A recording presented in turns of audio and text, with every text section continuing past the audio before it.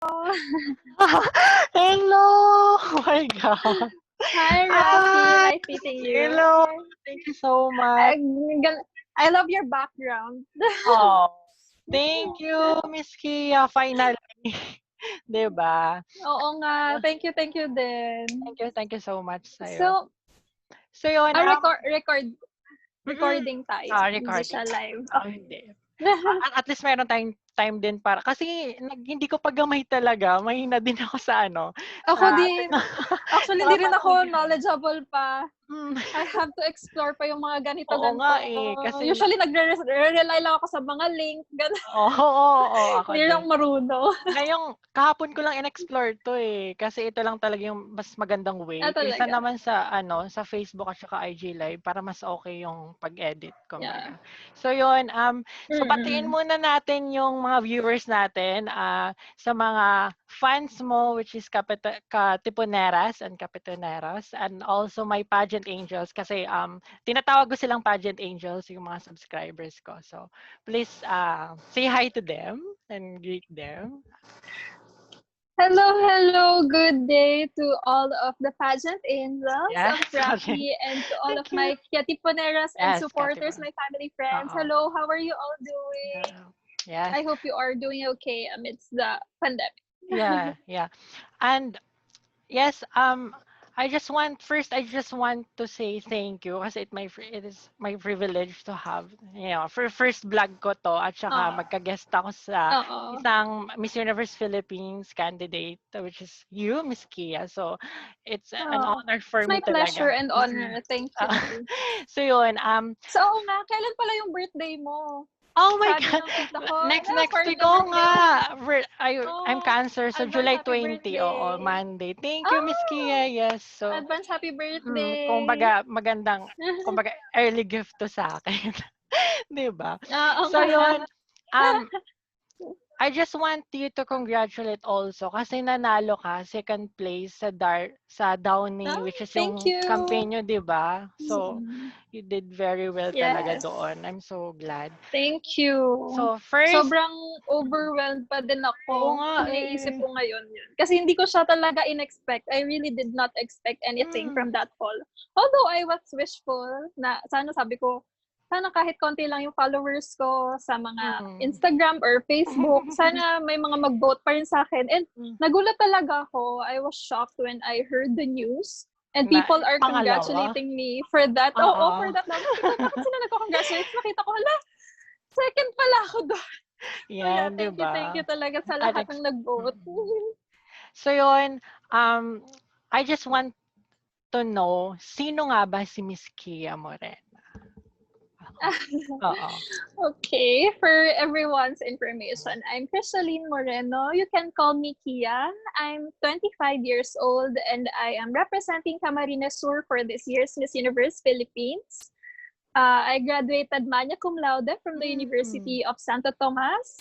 I took up travel management because it has been a childhood dream of mine to become a flight attendant, which I got after college. I am currently working as a cabin crew for Cebu Pacific Air for 4 years now. Wow, 4 years. So that's my basic information. Yeah. So, right after you graduated, nag-apply ka talaga for FA? Oo, yun talaga yung goal ko talaga. Kasi, parang, hindi naman siya immediately. Kasi after I graduated college, I joined pageants muna. Because my mom encouraged me, parang, try mo lang. Kasi parang fresh out of college. Nung college ako, hindi ko siya na-experience eh. So, it was my time to experience those kinds of things. So, I did. I tried joining pageants and eventually, syempre parang gusto ko na din mag-focus sa work ko. Parang gusto ko na din magkatrabaho. And yun, I applied for that job and thankfully, I got it. Yes, tama. So, you joined pageant, yung first ever pageant mo sa Bicol. Tama ba? Sa Bicol din. Oo, Miss Bicolandia. Sikat yun, di ba? Yung national pageant na yun. Yun yung provincial biggest pageant. Regional pageant namin. Oo, tama. So, what made you decide to join pageant? first and foremost, it's my mom because she was a former title holder back in my province. She won Miss Capital Town and siya talaga yung nag-encourage sa akin. Sa Bicol yun. Sa town niya, which is CAMARINES SUR. That's the capital of Camarines Sur. Camarines Sur. So she encouraged me and told me na, why not? You should try. Maybe you would like it. So I did. Nung una parang hindi ko in-expect na magugustuhan ko siya. Kasi back in college, what I really wanted to be is to be a model. Okay. Sobrang laki ng gap between modeling and pageantry, diba? So gusto ko talaga nun maging model lang. So I did not expect that I would like being in pageantry. But eventually it grew on me. I really love being in the pageantry industry. I see. Okay. I like joining pageants because it's not just about beauty, but it actually gives you a platform. Yes, advocacy, a platform to voice out your cause and to help a lot of people. So I really love it. So, ano ulit yung height mo, Miss Kia? Ulit? Your height is? 5 feet 6 inches. Oh, okay. Then the next question, kung ba connected to sa previous question, who inspired you the most to join the pageant? Inspiration would be, of course, my mother, my parents, my family talaga, and all of those who are really supporting me. Kasi, sometimes, even me, I really doubt myself na parang, should I really push through with this? I mean, sometimes there are questions in my head na parang, is this really for me? But because of them, because of my parents, my family, my supporters, I really do my best. And I push hard and I really work hard so that I will be able to make them proud. Oh, wow, that's great. That's great. So, gusto ko lang malaman, what are your preparation in competing Miss Universe Philippines 2020? So, anong preparations, I started with my preparations way back January. I'm training under Aces and Queens camp. So I love Aces I've been and Queens. I'm a fan. I'm very grateful to be under Team Aces. So we undergo core trainings for our bodies. We undergo personality development. We have pasarela training. We have Q&A training. So it's really a holistic development for all of us. And I'm really grateful that that they took me under their wing because, of course, Aces and Queens already has this reputation in the pageant industry. So yeah, I feel blessed and lucky. Si Ian ba yung nagtuturo sa'yo? Sa inyo? Si Ian ba? Yeah. Kilala ko. Oo. Kasi waray din kasi siya. Oo, mabait yun. Then, paano ka na-discover or ikaw ba yung lumapit sa ACES? Paano yung paano yung process? Actually, that story, yun din yung start kung paano ako nag-join ng Miss Universe. I remember I was in a layover in Singapore for work. Tapos, Tito Jerry of ACES called me out of the blue na parang hindi ko talaga in-expect. Like, he asked me if I want to join, if I wanted to join Miss Universe Philippines and represent Camarines Sur. And si Tito Jerry kasi of ACES, she knows my mom kasi they're both from BDO. My mom is working for BDO, so she knows. Tito Jerry knows my mom, and Tito Jerry also know that I competed nga in Miss Bicolandia before. So siguro naisip niya na pwede. Siguro naisip niya na parang pwede, di ba? Na mag-represent ng Camarines Sur. Yeah, tama. You know what? When I first saw you sa Manila Hotel, yung yung presentation ba yun? Yeah. I really love your pasarela. Hoy, walang halong walang halong to. Nung tinawag ng Camarines Sur, ang linis ng pasarela. Tapos yung hair mo, yung straight hair mo, you reminds me of Ara Arida na may like Catriona. Parang gano'n. Oo nga. Madami din nagsasabi. Parang, iwan ko, yung walk mo, doon ako na, bet ko tong girl na to, 'di ba? Kumbaga nasa ano siya sa listahan ko. Isang ano Thank pa you, lang, 'di Ref. ba? Kaya 'yun, parang sabi ko, parang doon yung walk mo pa Oh. lang, doon na nag-ano sa akin na, wow, pwede tong girl na to, 'di ba? So Mm. 'yun. Years of practice yung walk na Kaya yan. nga, oo nga, at least ano, kumbaga it shows 'di ba nung presentation. So, Yeah. Mm-mm. dito naman tayo sa advocacy mo. Tell me more about your advocacy and what is Yeah. ABC stand for. I really love your advocacy kasi connected talaga siya sa ano mo, 'di ba? Sa career mo. Yes. So, tell me more about your Yes, yes. advocacy. Oh. Oo. So the advocacy that I'm championing is responsible tourism. It's actually inspired by my travels abroad because I've noticed how responsible and disciplined foreigners are when they're in other countries, and I thought na it's about time for the Philippines to be like this kasi it really says a lot on the idea and the identity and culture of citizens of a country if they are responsible and disciplined and respectful. So that's the advocacy that I'm championing because I want to educate people on how they can become responsible travelers as well as locals in their own country. So the ABCs of the ABCs of responsibility is I made it ABC so it's easier for people to remember. Yeah. So A is promoting altruism. Altruism means being selfless. This is having the selfless concern for the well-being of others. Because our actions, we should be mindful of our actions because this will have a very big impact or effect on the lives of the people in the communities that we visit. And I think it's very timely and relevant nowadays because, that's why we have this pandemic. That's why we are facing this crisis because some individuals have failed on their responsibility to protect other people from that virus, diba? And it's applicable right now. Kunyari, I'm not feeling well. I feel like I have sore throat or fever or yung mga masasakit yung katawan ko.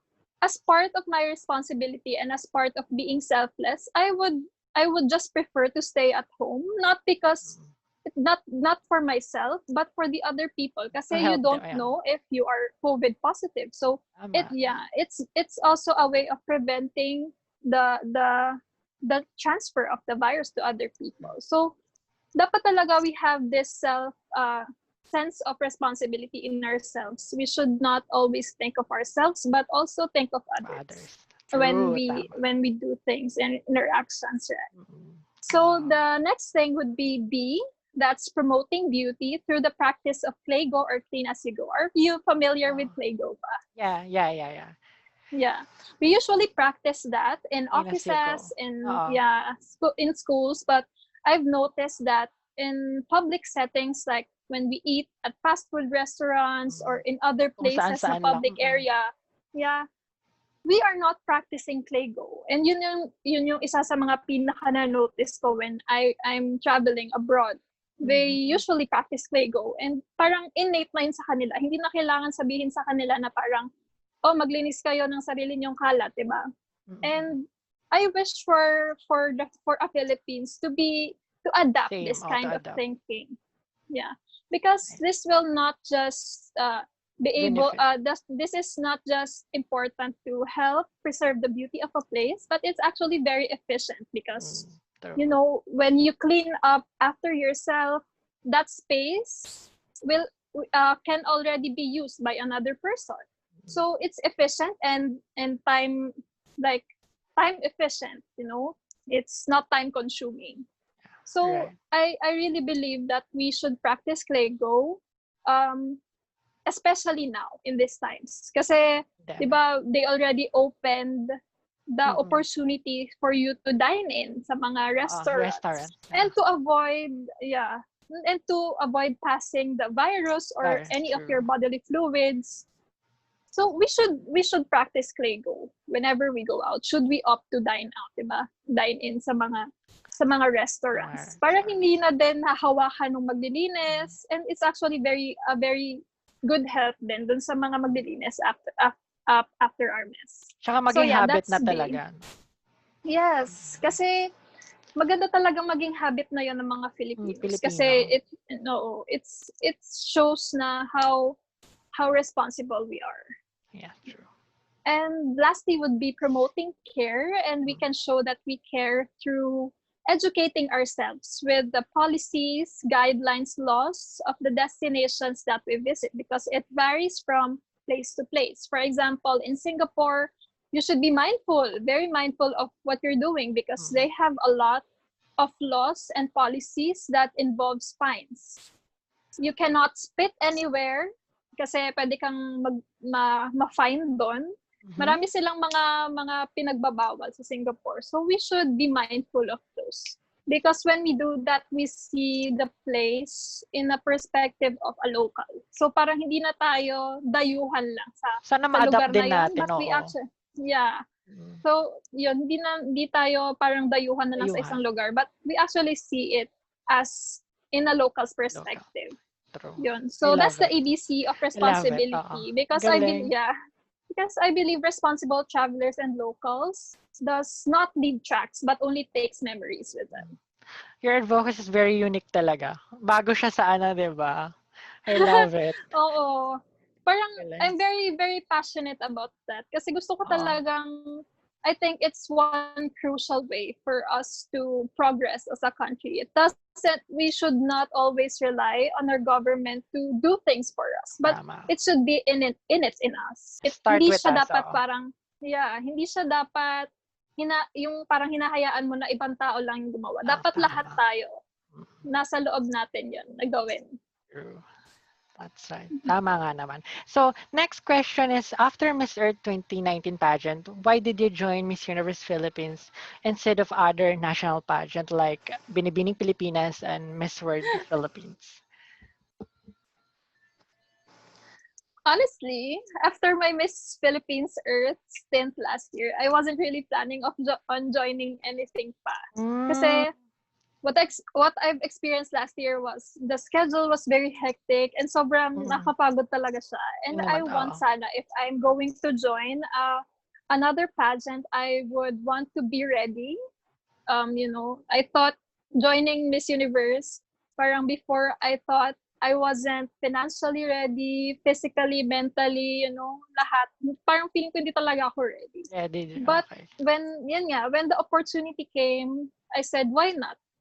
I want to grab it while it's still there, because I wouldn't want to regret anything, di ba? Parang ayoko naman isipin na parang sayang naman na hindi ko to kinuha. Sana pala kinuha ko na lang siya. May mga ganun eh.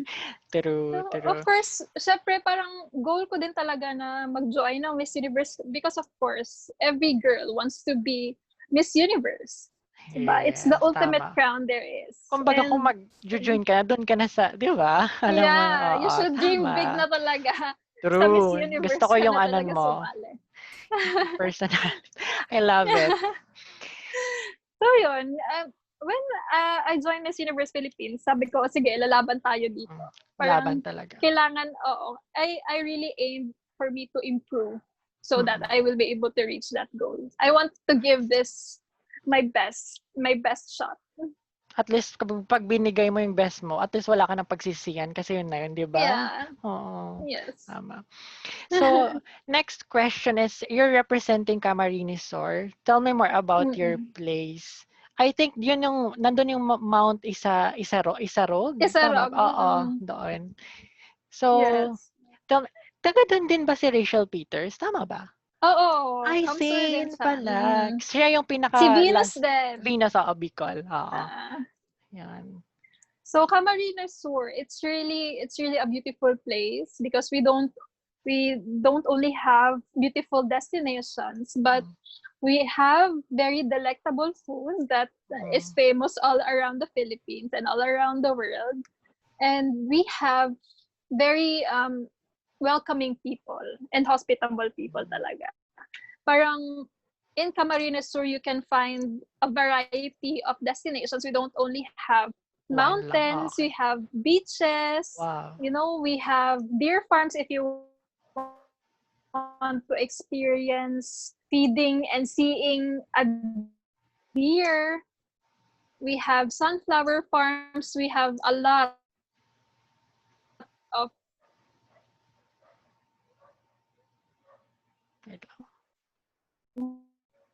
waterfalls, churches. We have Basilica Minor, which housed early sikat. We call her Ina. Our festival, it's our famous festival, Peña Francia Festival, held in September. So yun, we have a diverse culture that I'm very proud of, and I want for people to explore and see. Ang ganda pala doon. So, part siya ng, I think, Luzon pa, di ba? Right? Oh, So, have you visited? Oo, naka-ano lang ako sa Naga. Part pa ba yun ng Naga? Tama ba? Yeah, oo, taga doon ako. Doon yung bahay ko sa Naga. Okay. Tapos nakikita mo talaga When you visit soon, sabihan mo ako. I will tour you. All right, sige. Thank you. So, ang contenders ngayon sa Miss Universe Philippines na taga Bicol, 4 or 3? Si Albay, Sorsogon, tapos ikaw, Camarines. So 4 kayo. Katanda. Oo. 4. Alright. So, next question is, as a flight attendant, what are the qualities that you can apply as a beauty queen? A lot. Kasi being a flight attendant is really similar to joining pageants. But first, I would say the discipline and being responsible. Kasi when you're a flight attendant, of course, you have to be responsible for yourself because you are ultimately responsible for your passengers. So yun talaga yung unang matututunan mo. When you're working as a flight attendant and joining a pageant, you should always be punctual, hindi ka pwedeng malate. So, isa yun sa mga part ng pagiging disciplined and responsible. And second would be grace. You can handle grace under pressure, like being a flight attendant. Kasi when you're working as a flight attendant, of course, there's always a possibility that you would encounter passengers who are rude to you. But of course, you should compose yourself and you should not let those emotions take you over, So, parang you should always be composed. Parang parang bashers ng mga beauty queens, kumbaga. Kaya parang diba? Hindi maiwasan. Yeah. Of course, always grace under pressure. Parang it should not be visible in your face na you're having a hard time or you're pressured. Same with being in pageants. Parang kahit na kinakabahan ka, of course, hindi mo siya pwedeng ipakita na parang composed lang. Yeah, but I think the quality that is really similar in pageantry and being a flight attendant is really having the heart to serve. Kasi yung talaga yun parang it should be natural in you that you want to serve people. Because when you join a pageant, you will also be able to encounter a lot of people and help them and serve them. So, yes, I think that's really what matters, having the heart to serve people. Let me ask lang, paano yung naging setup? Nag-join ka ng Miss Universe Philippines, so parang nag-take a break ka lang muna sa work or binigyan ka? I'm very thankful that I have managers who are very supportive. Our company is very supportive of these. Kasi, of course, they want also for us to have a work-life balance. Hindi naman pwedeng work lang lahat. Of course, they want us to achieve other dreams of ours. So, I'm very grateful that they granted me my leave. Parang I requested for a leave para nawala ba ako? Wait lang, kasi tumatawag yung mami ko. Okay lang. Okay lang. May edit naman natin. Sabi ko may live ako. Okay lang. Yeah, I'm very grateful na they granted me this leave and they even allowed me to extend my leave sana if natuloy yung parang original plan, which is May 3 for the coronation. Pero now, I'm still on leave kasi we don't have much flights pa. I'm waiting pa for flights na I can take para at least makabalik ako sa work kahit pa paano. Pero yun, I'm very, very thankful for them kasi even though they as a company are are also having a hard time because of the crisis. They Crisis, still oo nga. understand. They still understand their Mas madami employees, na ring diba? nagsasarang mga airlines, 'di ba? Oo, madami ng bankrupt. It's really tough for the airline industry. Okay. So, next questions. Beauty queen that inspired you the most? Beauty queen that inspired me the most, really Catriona Gray, our Catriona, Miss 2018. Kasi when I really saw her, kahit sa binibini pa lang, parang I really felt that she's gonna make it in Miss Universe because she's the candidate that, you know, she came prepared in the competition. And what I like about her most is that she's not just beautiful physically, but she's really genuine, and she really wants to help a lot of people through her causes. And I'm very I look up to her because she's very proud of her roots as a Filipina. She's very proud of her Filipina identity, and she actually showcases it in everything that she does, from maybe it's her wardrobe or our accessories, diba, or the speech that she made. It's really proud to say that she's really proud to say that she's a Filipina by heart, even though a lot of people are saying that she's not, diba? She's She half knows in Filipina her lang. heart that she's a yeah. She knows in her heart that she's a Filipina, and she's proud to represent the Philippines. Country. True. So, my next question is what you've learned during the quarantine period. One skill that I've acquired this quarantine is cooking. Oh, oo So nga. yun, isang Pero wait, bagay na sobrang proud ako. So, nasaan ka pala? Nasa Camarines Sur ka ba? Or... Nasa Manila ako ngayon. Wait, sinong kasama mo ngayon? I was stuck here. Ako lang. I see. Kasi I wasn't able to go home na. Kasi nung magka-quarantine na, parang nag-try ako mag-book ng mga flights or trips. So, wala na siya. Parang fully booked na. So, stuck na lang ako dito. Pero okay lang naman. Oo. So, yun. If it's a skill that I've acquired, it's cooking. Kasi before, I'm really clueless. Hindi ako marunong talaga. Parang I'm guilty na I just order food or do take out yung sa food. Pero ngayon, marunong na ako magluto, and I'm very proud of that skill. But if there's one thing that I've learned in this pandemic, is that there's really power in unity, you know? When people come together and help one another, it really has a big effect on all of us. So yun, I'm very proud of us Filipinos having to show the spirit of bayanihan through our little efforts that we did for our fellow kabayan. So yun. Yun talaga yung tutunan ng this pandemic. Oo nga eh. So kapag quarantine, madami talaga tayong natututunan, no? Yeah. Madami na-realize. Oo nga, realize.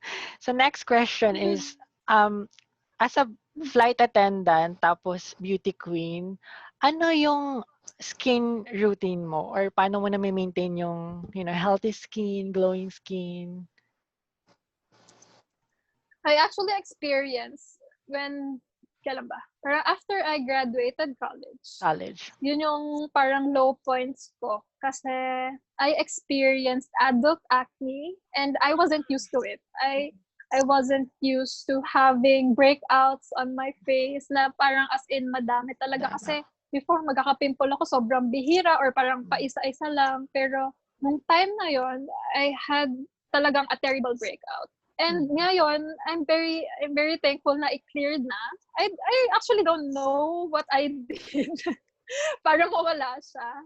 Pero it really pays to consult a professional, consult a dermatologist for that. And yun, nanonood ako ng mga videos on how to make the acne better, to heal those acne. Pero ngayon, yung skincare routine ko that I live by is, of course, you should not forget moisturizer. Kasi minsan parang sinasabi nila na pag oily ka, dapat daw di ka mag-moisturizer kasi parang mas magmamantika ka. Me, I use moisturizers with hyaluronic acid kasi hindi siya parang greasy tingnan. Parang na-absorb siya agad ng skin. And it's important to put on sunscreen din. Kasi yung UV rays, yung sunlight, yun talaga yung parang big cause ng mga wrinkles and aging and mga dark spots. So, it's really important to put on sunscreen on your face. And drink a lot of water and sleep early. Tama. Then, wag matutulog na naka-makeup. Diyos ko. Oo, diba? yun din. Tama. Pag lagi ka nag-makeup, dapat talagang remove. Parang triple cleanse if possible. Lalo na sa mga pageant queens, 'di ba? Kasi puro photoshoot sila, ganon. Yeah.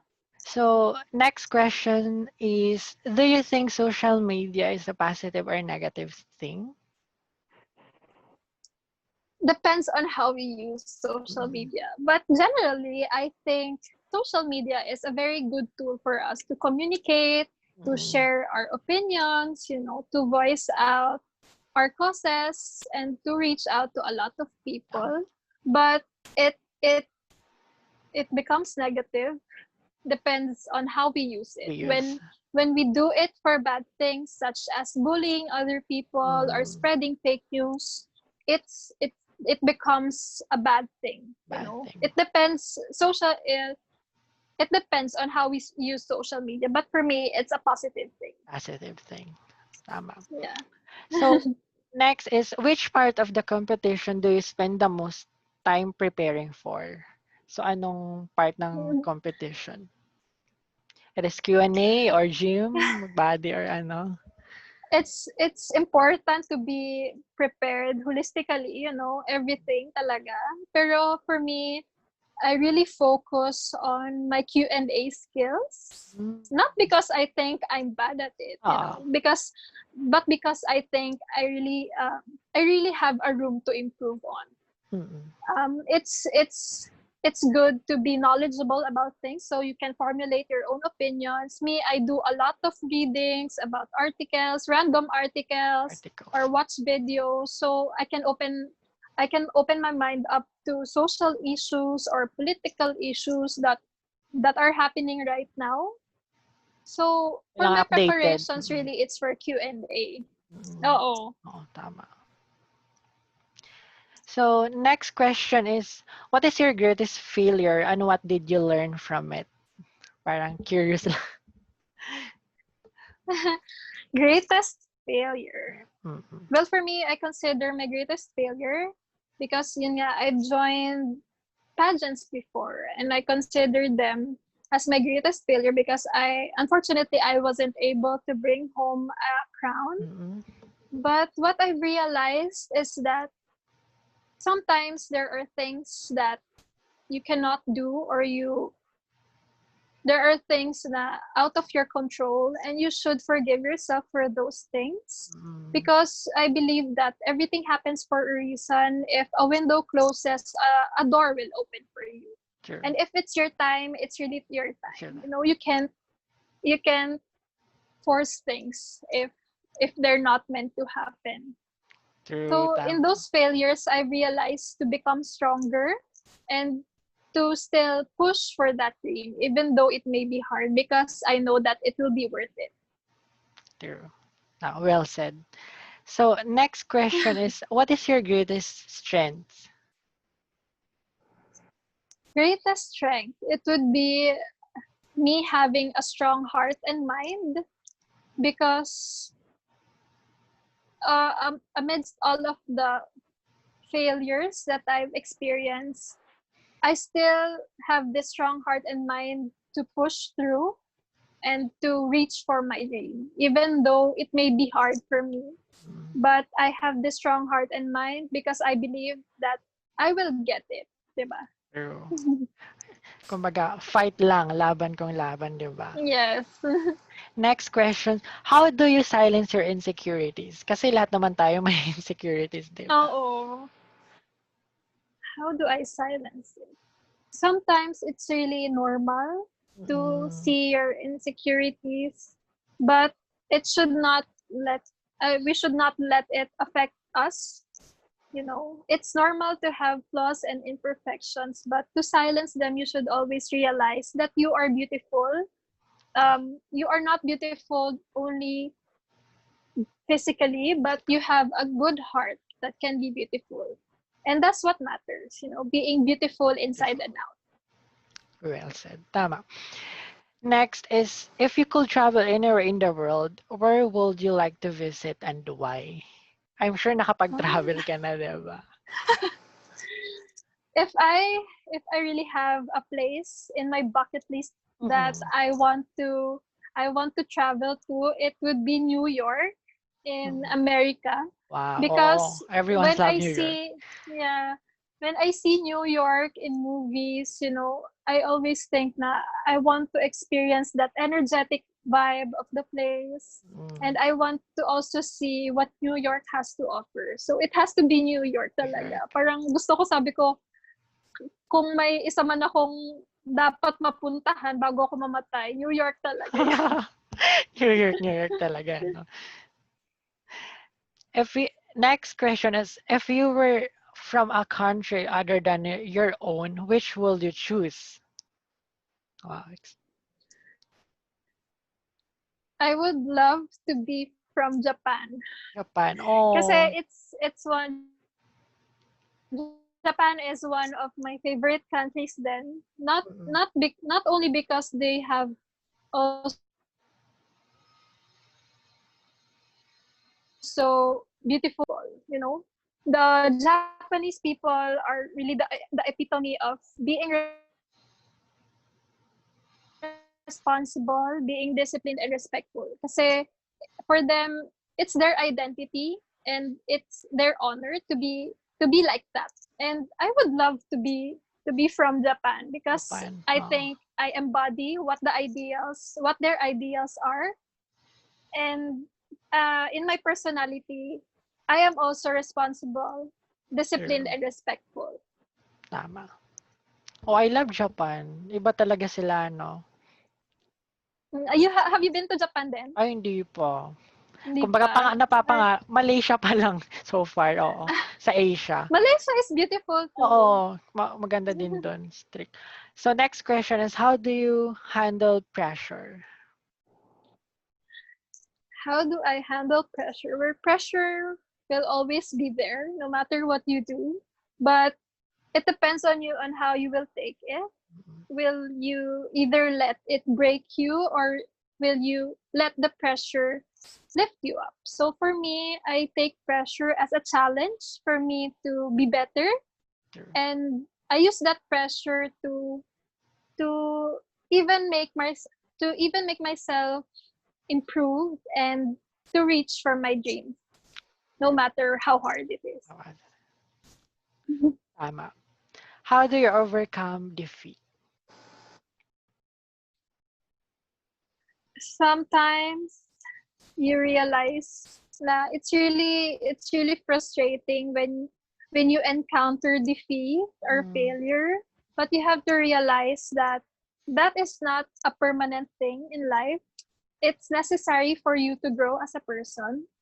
And for me, I overcome defeat by surrounding myself with people who believe in me, even if I experience those things. And I talk to myself and say to myself that you are still worthy and you are still good, even if you become defeated. Tama. Love it. Then next question, what can you say about the body shaming in pageantry? Yan, 'di ba ngayon, madaming ganon? Yeah. Mm-mm. Body shaming in general, not just in pageantry, is not a good thing. Or shaming in general. Because us, we are individually unique. And instead of shaming each other, we should actually support each other and lift each other up. Because I'm sure that all of those people that are being body shamed are doing something and are working hard for them to to improve their physique, diba? So instead of shaming them, let's just support them and lift them up and lift their spirits up, you know. We should not shame anyone because of their flaws and imperfections.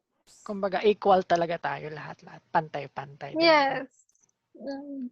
So, next question is, what is your advice to all the aspiring beauty queens?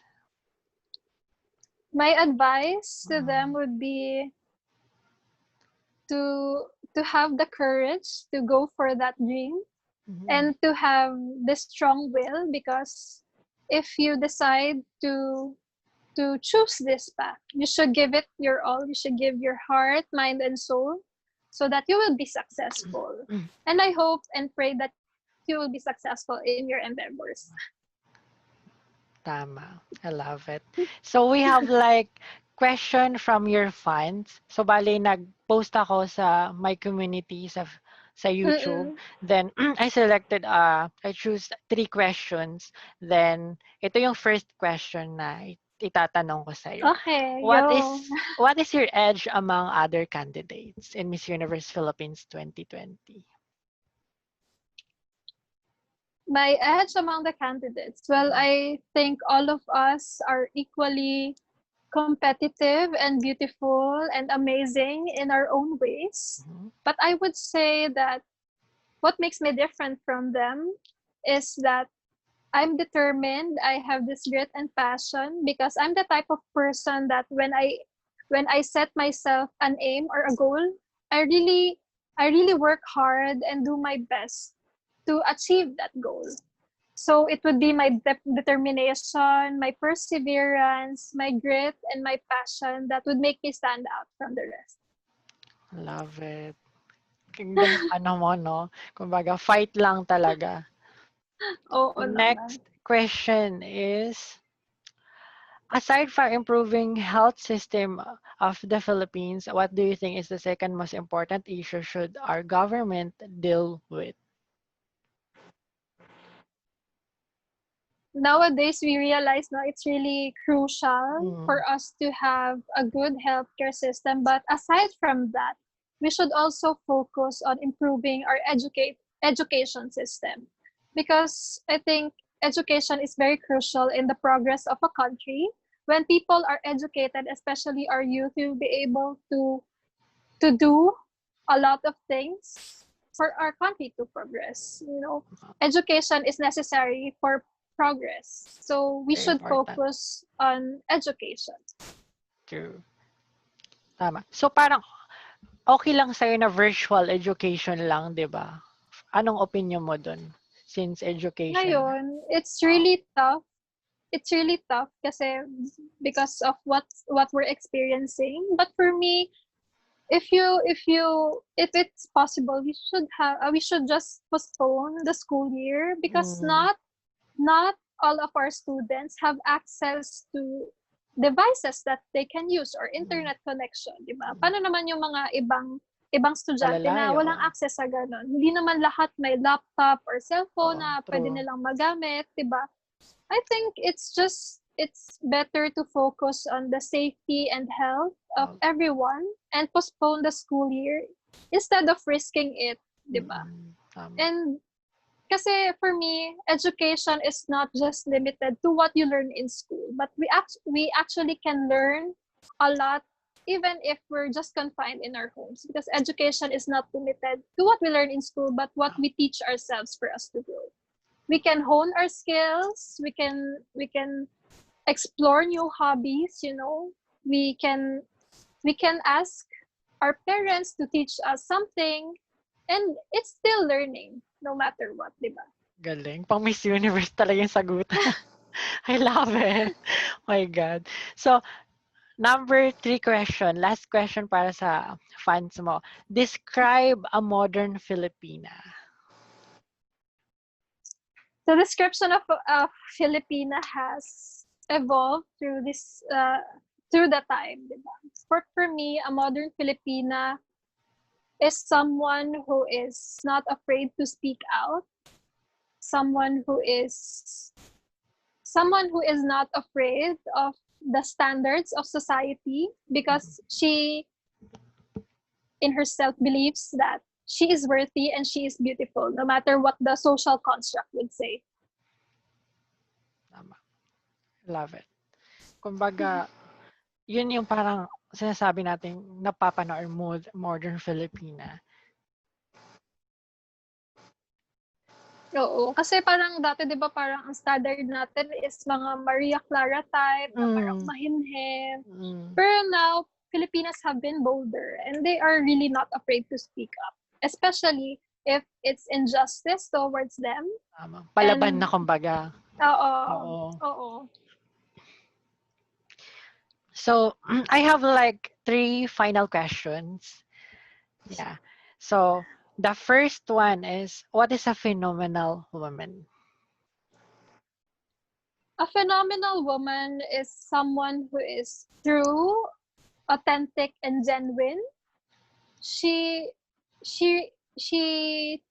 knows that she is not perfect and is far from being one. But that does not stop her from inspiring other people to be beautiful in their own ways, despite of their flaws and imperfections. A phenomenal woman inspires other people to be phenomenal in their own way. Galing. I love it. Miss Universe na Miss Universe ang sagutan mo. So next, who is the better teacher in life, success or failure? As someone who has experienced countless failures in life, I realized that failure is the better teacher than success, because in failure you will realize that it's not always about winning, but it's about learning through your experiences and using those learnings to make yourself better. Because in the end, success is sweeter when there's a dash of failure in it. Galing. True. So, my last question for the final T is why you should be the next Miss Universe Philippines. Wow. Parang lakas makapiya. Oo nga, no? Gusto ko lang malaman kumbaga, no? Why you should be the next Miss Universe Philippines. Being a Miss Universe Philippines is, of course, a job and responsibility that I'm very willing to take, because this will give me the platform to reach out and to help a lot of my fellow Filipinos. Through my story, I will be able to inspire our youth to dream big, to work hard, and also to fight for a better Philippines. I am the Miss Universe Philippines because I am not just a daragang magayon, but I have the heart of an Oragon. Wow! I love it! Corona na yan. Galing! I love that. Lalo na yung last part, di ba? Dalagang magayon. Anong meaning yung sa Tagalog? Dalagang magayon? Daragang magayon is dalagang maganda, but it's actually a folklore dito sa Bicol. Yun yung parang folklore ng Mayon Volcano. Yung daragang magayon. About sa kanya yun. Pero parang now, it's used as yun parang tawag sa mga dalaga sa Bicol. Mga daragang magayon. Mga magagandang dalaga. Maganda lang ba sa Bicol? And, Oragon means palaban. Ay, si fighter. Kung taga Bicol ka, fighter ka talaga, no? Matanong ko lang, bakit ang daming magaganda sa Bicol, no? No, well, totoo I think naman hindi lang sa Bicol, but all around the Philippines. We are very diverse, beautiful people. Tama ka naman. So, question ko, my last question is, do you consider yourself as a front runners or dark horse? Oh, that's a tough one. Oh. For me, I don't consider myself as any of those. I think we're all front runners in our own right, because it's really everybody's game, and we don't have to focus on that parang who's a dark horse or who's a frontliner, because really it's everybody's game. We are all equal. we have equal chances of becoming Miss Universe Philippines. So I believe that we are up for that. I love it. You know what? Kasi may mga candidates talaga na mahinhin lang, pero pagdating sa finals, doon na talaga yung laban, 'di ba? Doon na nila, kumbaga madaming pasabog. I think Yeah. isa ka doon. I mean, Wow, thank madami you, kang Rafi. pasabog. I didn't expect na ganito pala, 'di ba? Super I'm really, talino. really working hard na Oo. kahit na parang nung una hindi man ako mapansin because Oo. I came here in this competition knowing that I'm not perfect and I will never be perfect. But I'm here to learn and to improve because I know that I'm worthy of that crown, that Miss Universe Philippines crown. So I'm really, really working hard for me to be able to get that. You know what I really like about you is that kung may goal ka, parang ikaw yung taong nagfo-focus talaga kung ano yung goal mo. Parang Oo. gano'n? Parang ikaw gano'n ka, no? Oo, Parang nakikita ko gano'n sa'yo talaga ako. Dati back in college gano'n din talaga ako parang I really focused on my naging studies cum parang laude, kung ano yung no? manya Oo nga, no? parang kung ano yung ginagawa ko in the present, talagang parang binibigay ko talaga lahat, Mm. puso and and soul ko for that, for what I'm Nice. currently doing. Nice. I love it. So, yun, good luck. And I'm Thank you, here to Rafi. support you. Kumbaga na-convince mo talaga ako na hindi lang siya yung, for me, parang, ang unang ano parang sabi ko, itong babae to silent killer talaga to eh. Kumbaga mambubulahog talaga. I mean, ano talaga, may pasabog sa finals, 'di ba? Kasi doon naman talaga yung totoong laban sa finals talaga, 'di ba? Oo So, naman. yun. And I'm very happy na na-invite kita at saka super happy ako na ikaw din yung first guest ko para sa first vlog ko sa channel ko. At saka Oo. ang mga pageant angels din is very supportive sila sa'yo. At saka talagang inaabangan nila, sabi nga nila, kamukha mo si Ara Arida. Gusto ko yung buhok niya nung time na the press Oo. presentation, di ba? It reminds me of Ara. Tapos sabi ng iba, katrio na nahalong Ara, ganon. So, nakakatuwa lang talaga na, di ba? Na ganon yung mga feedback ng Oo. ibang tao. So, Thank you yun. also, Rafi, for this Mm. very big opportunity. And I really had fun with our talk. Sana Oo, ikaw din. Sana super. na-enjoy Kaya nga, mo. kumbaga na-convince mo ako na may laban talaga yung babaeng 'to. Kumbaga ano, pagdating sa talino, kaya pala, kumbaga kasi ang nasa isip ko sa talaga dati, silent killer talaga. Kumbaga may mga pasabog ka. Kumbaga may Thank pasabog you, ka sa Rafi. finals, 'di ba? So, ako, kumbaga I consider myself as a katipuneros din. Oo, 'di ba? Katipunera. KKK Corona Thank you, para kay Rafi. Kia, kumbaga. No. So, kumbaga, I will always here to support you and good luck to your Thank journey, you. kumbaga. And I'm very happy talaga na ikaw yung first guest ko, bigatin, di ba? From Miss Universe Philippines Thank you, candidates, di thank ba? you. So It's I'm very, my honor and pleasure to be here. oh, thank you Ako so natutuwa much. ako talaga when people are inviting me to do live Mm, kasi it's also a practice session for me, oo. to hone my Para Q&A makilala ka rin skills and talaga kasi yung iba, oo, oo. yung iba kasi, sino ba si Kia? Sino First, ba si, oo. mm, Yung first iba to kasi, interact with pageant enthusiasts as well. Diba? yung Sobrang iba kasi nakakatuwa. nagfo-focus lang sila sa kilala na. Doon sila na nakaan sa kilala na. Why not, Yeah. 'di ba? Kasi may bubuga pala itong babaeng 'to sa alam mo sa Yeah. talakan. At saka every every time na nakikita kita, I really love your pasarela. Ang linis. Kumbaga, 'di ba? Thank you. Every time na napapanood ko yung video na yon sa ano sa Manila Hotel sa presentation mo, ang galing. Kumbaga, Thank at saka you. yung buhok mong straight, ewan ko, ang ganda mo dun, 'di ba? Thank you. So, Ngayon, we're still improving yung mga mm, pwedeng gawin sa oo, styling, kumbaga gano'n na experiment, oo, yun aspect, naman oo. talaga. Oo, experiment. Yun naman. So, meron ka bang gustong i-promote or i-flag about your social media accounts, Facebook and Twitter or Ah, Instagram? Please invite them, pageant. Please follow me and my Miss Universe Philippines journey through my Facebook page. You can add me up at Kia Moreno or like my public page, which is Cristaline Moreno, and follow me on Instagram at Kia Moreno. Of course, don't forget to subscribe to Rafi's YouTube channel and like this video. Pageant Angels. Matuto ang mga Pageant Angels. Thank you din, Katipuneras and Katipuneras. Isa na din ako doon, kumbaga. No? Thank you so much. And I really want to say thank you, Maria Paula Barreto. Si Mami, di ba? Thank you. May live din sa Mama yun. Thank you so much. May live na din siya. Thank you so much talaga kasi kung hindi sa kanya, hindi to mangyayari talaga. So thank you, Miss Kia, and I'm grateful to be here. At saka hope hindi ito yung last time. Meron pa, 'di ba? So naman. I'm very, very happy. Next time sabihan mo lang ako. At saka I hope ma-meet kita talaga. I hope ma-meet kita sa personal. Lalo na sa personal. Tapos magpa-picture ako sa'yo.